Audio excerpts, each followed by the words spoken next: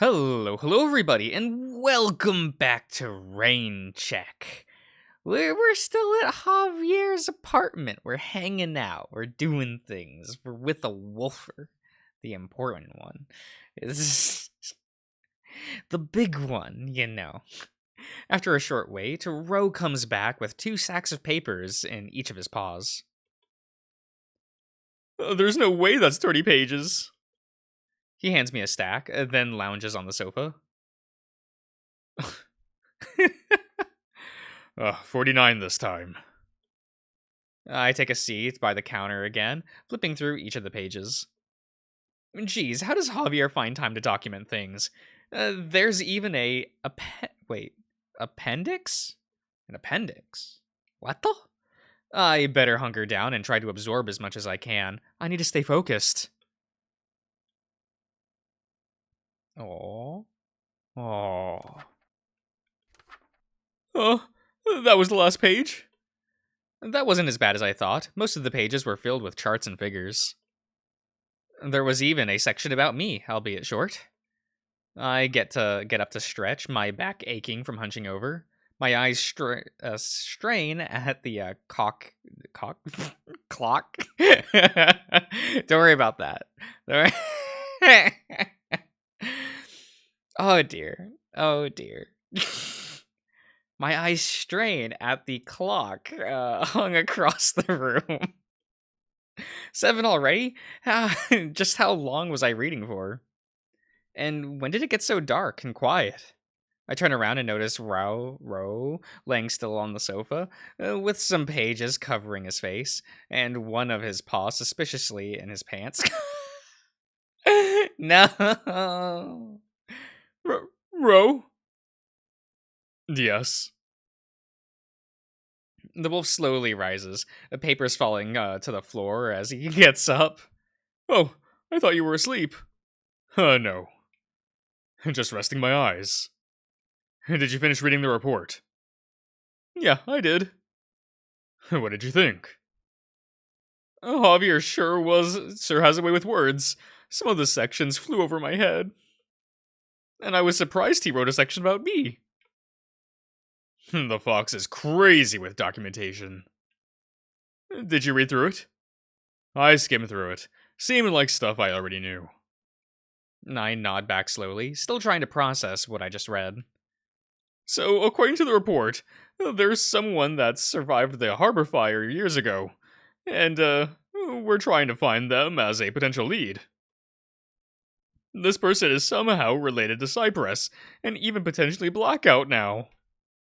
Yes, and it just so happens the Blackout was targeting you and Monty. There may be a lead if we fail to find our guy. And now Skeleton is somehow involved in this? It seems to be a weak link connecting these facts together, yes. I do want to mention something that Javier omitted in the report, though. What's that? Normally, these investigations have a set amount of funding to it, meaning once we gather enough information, we stop. But not this one.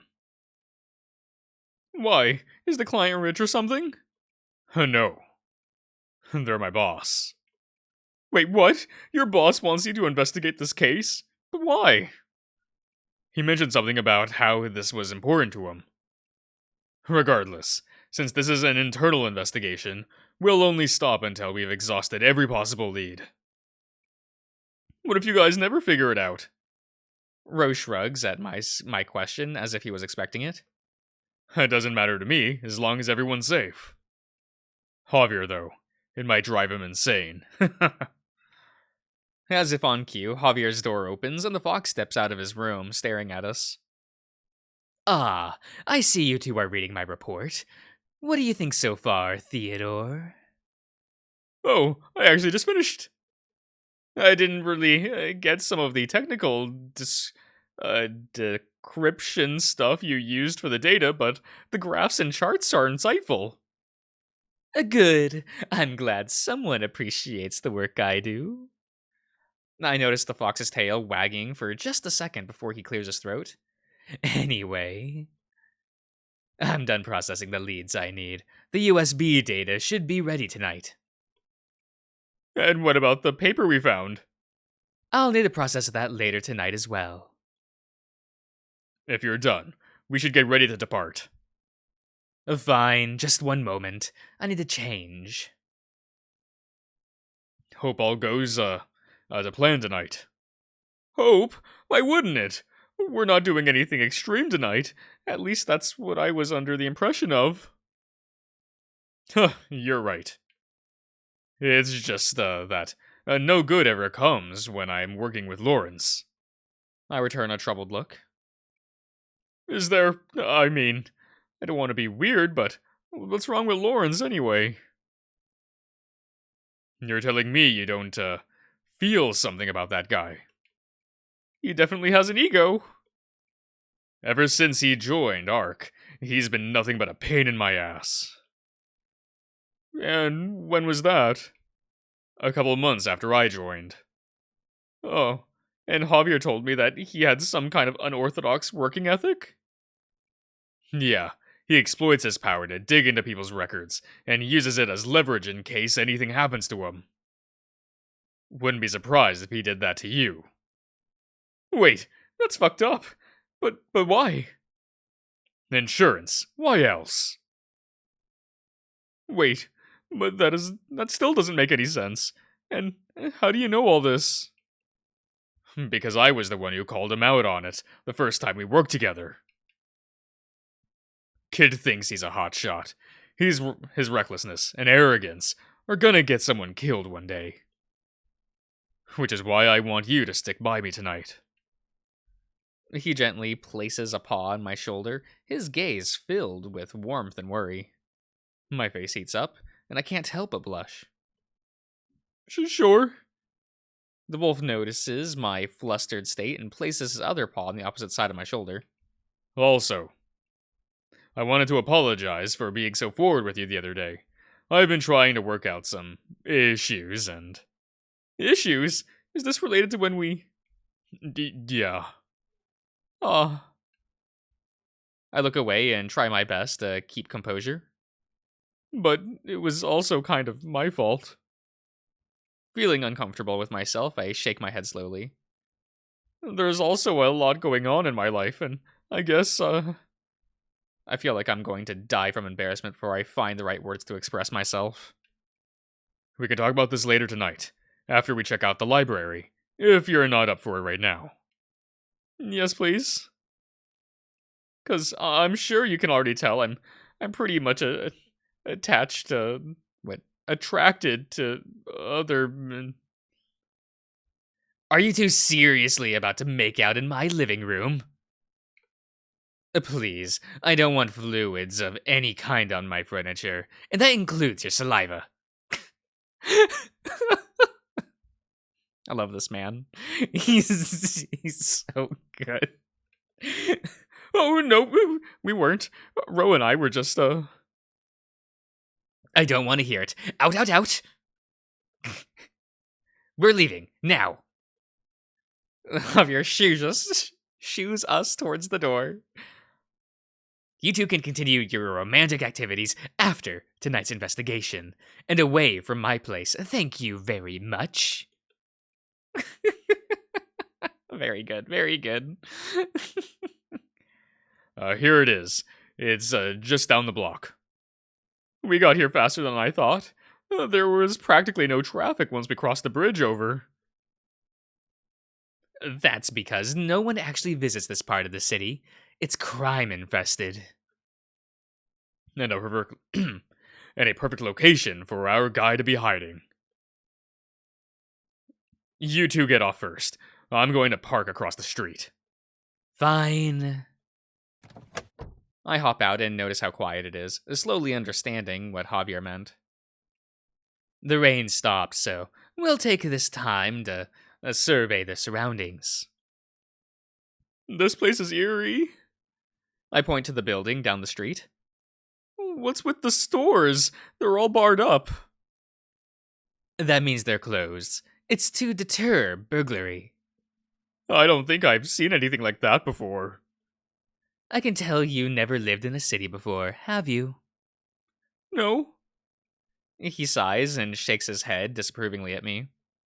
Well, come on. I don't have all evening.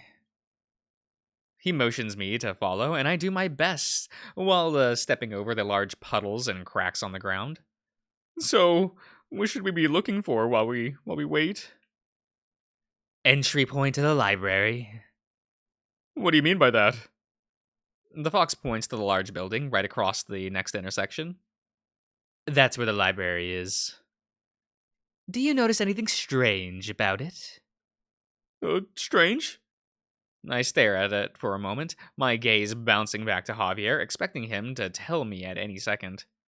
Oh, wait. There's no entrance. Do we need to know a special code to enter this kind of speakeasy? I'm not sure. I wasn't able to find any additional information on entering this particular speakeasy online. Seems more secretive than I initially thought. And it said the person we're looking for will be there later tonight? Allegedly. So much secrecy. The fox takes out his phone and discreetly snaps a photo of the building. It would be in our best interest to map out the area and look around. What about that narrow alleyway by the side? It's too small for any cars to drive through, so perhaps. Ugh, this is going to make head counting a nightmare. Head counting? We're going to need to keep track of who leaves and comes in since we have a particular target. The large wolf shows up behind us as he's staring at the library as well. Right, and it's going to be hard if we don't even know what the entrance looks like. Correct. The fox stares at Ro expectantly. Well, you wanted to come here early. What's the plan? You see that coffee shop from across the street from the speakeasy? Theodore, why don't you go in there and try to see if you can spot anything from inside? Javier and I will map out the perimeter. We'll need these then. Javier pulls out some earpieces from before and hands me one, which I put on firmly. Okay, sounds good. The three of us walk down the street silently, and when I reach the coffee shop, I split off from the pair. Perfect! There's a vacant table by the window directly facing the library. I notice a few customers dressed in black on the other side of the store, eyeing me suspiciously. I don't feel safe out here, but I don't feel safe in there either. Maybe I should order something to better blend in. I decide to get a small cup of coffee and keep an eye on the window. After a short walk, it's ready for pickup, and I hurry to seat myself.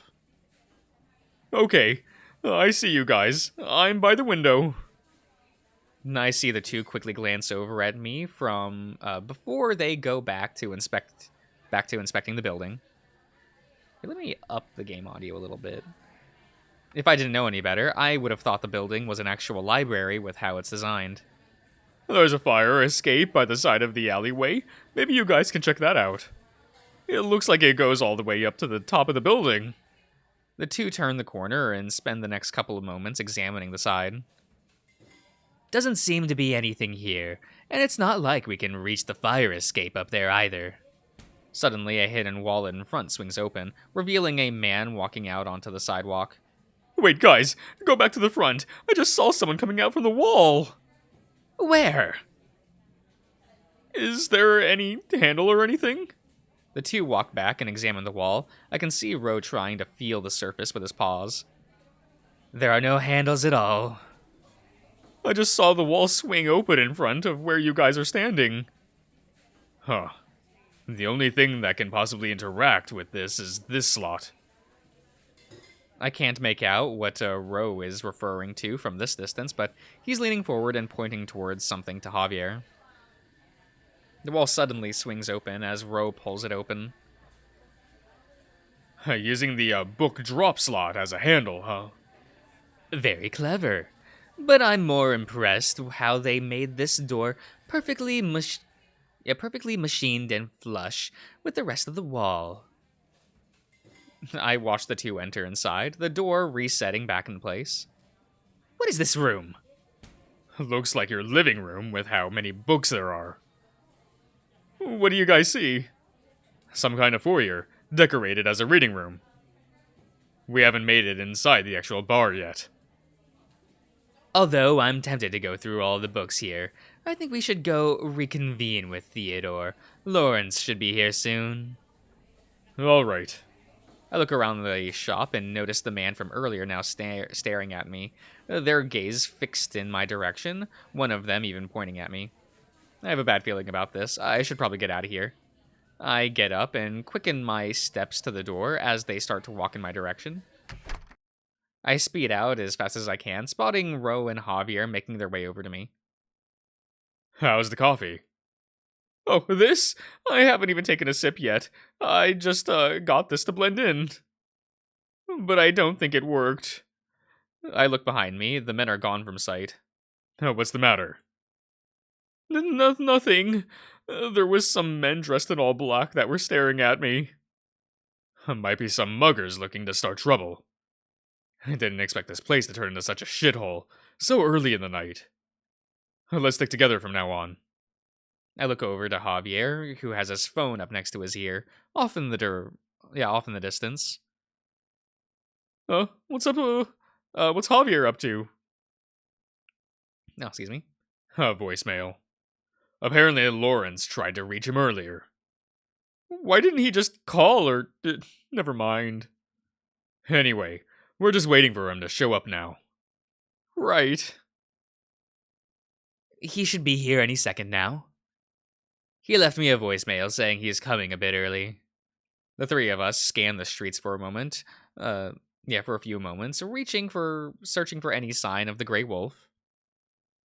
Oh, look who it is. Ro directs a scoff in the direction of a limousine, which has pulled up not too far from us. Lauren steps out, gestures to someone inside the car, before he spots and waves us down. He has a limo drive him around? Isn't that a bit...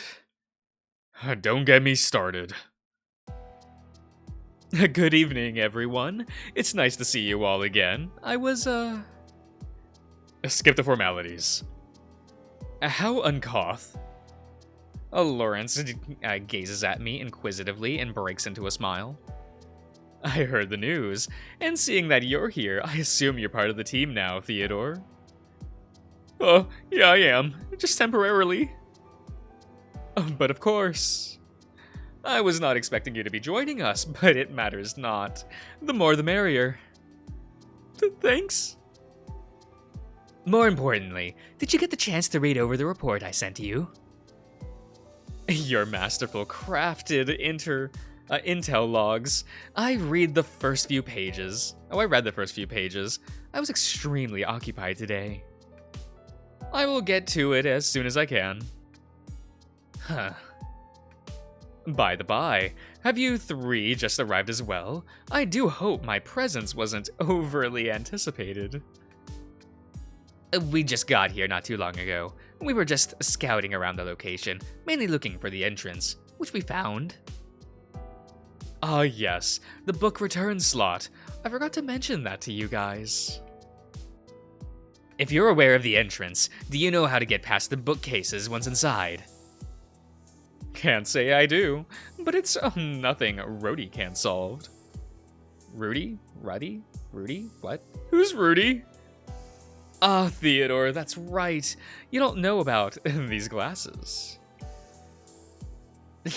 Removing his glasses, Lawrence quickly polishes them before sliding them back on.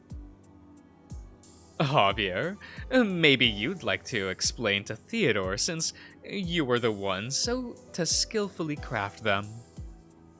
Wait, Javier made those. The fox's gaze shifts between Lawrence and me, visibly pleased by our compliments. Sure. Rudy stands for Rapid Understanding and Diagnostic Yield, and it's an AI that I created and integrated into those AR glasses. I knew Javier was smart, but I didn't know he was this smart. It's capable of perceiving the world and deducing factual and environmental cues on demand. Oh, facial, not factual. Facial. I caught up with myself. It's fine. I got there. Wait, if it can do that, then why don't you have a pair, Javier? I was planning on creating a newer model for myself, but I never got around to it.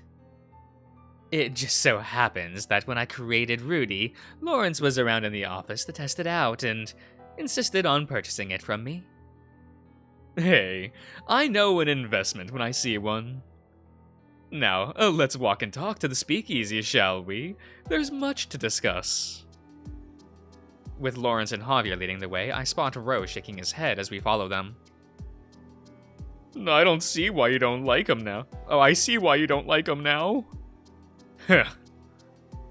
You want to know why Lawrence bought those off Javier? Why? Rose's intense gaze remains fixed on Lawrence, his fang peeking from his muzzle as he growls. It's 'cause he can't think for himself. He's just another spoiled brat without those damn glasses. Ro walks off without saying another word. Oh, we in. Alright, everyone. I think I'm going to end the part here. So I hope you've enjoyed, and I'll see you guys around.